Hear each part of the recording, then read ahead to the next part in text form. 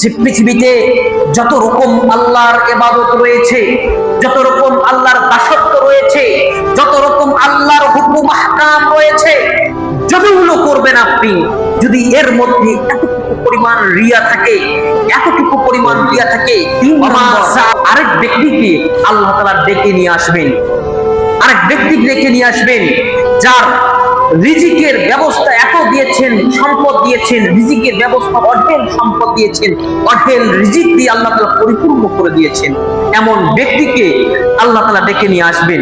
তাকেও বলবে, তোমাকে আমি অমুক নিয়ামত দিয়েছি, নিয়ামতের কথা বর্ণনা করবেন আল্লাহ তাআলা।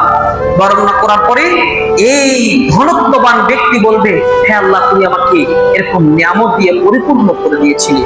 তখন আল্লাহ তাআলা বলবে, তোমাকে এত নিয়ামত দিয়েছিলাম, তুমি কি করেছো? তখন এই ধনত্ববান ব্যক্তি বলবে, হে আল্লাহ তাআলা, তুমি যে আমাকে সম্পদ দিয়েছিলে, এই সম্পদ থেকে আমি আল্লাহর রাস্তায়, তোমার রাস্তায় ব্যয় করেছি। তখন আল্লাহ তাআলা তাকেও ধমক দিয়ে বলবেন, তুমি মিথ্যা বলতেছো, তুমি মিথ্যা বলেছো, তুমি সম্পদ থেকে তোমার অর্থ সম্পদ বের করেছো লোক দেখানোর জন্য, যাতে করে তোমাকে মানুষ দানবীর বলে, যাতে করে মানুষ তোমাকে দানব ভালো বলে। এরকম মনোবাসনা নিয়ে তুমি পৃথিবীতে তোমার সম্পদ থেকে তুমি এরকম ভাবে ব্যয় করেছিলে। অতএব ফেরেশতাদেরকে বলা হবে, তুমি যাও, একে তোমরা ওবর করে ছেঁচড়িয়ে ছেঁচড়িয়ে জাহান্নামে ফেলে দাও।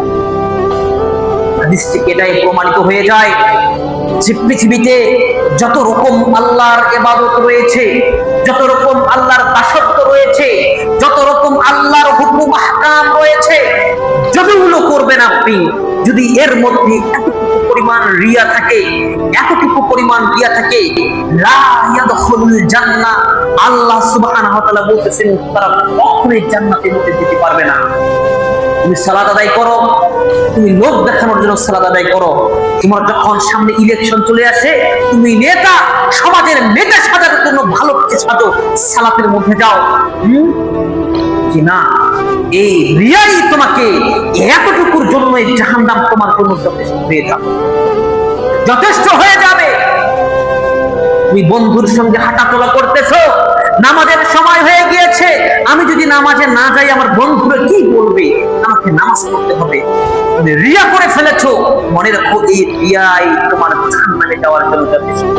তোমার অঢেল সম্পদ রয়েছে, তুমি লোক দেখানোর জন্য মানুষকে দান করতেছো, লোক দেখানোর জন্য দান করতেছো, এতটুকুই তোমার জাহান্নামে যাওয়ার জন্য যথেষ্ট।